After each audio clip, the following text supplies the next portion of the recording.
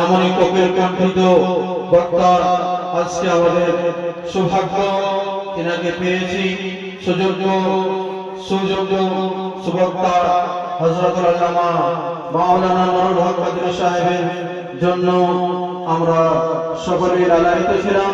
তিনাকে মাইক দিয়ে দিচ্ছি, তিনার স্টেজ আসার করবে সকলে মিলে। সম্মানীয় নির্বাচিত সুধী সমাজ, আসসালামু আলাইকুম ওয়া রাহমাতুল্লাহি ওয়া বারাকাতুহু।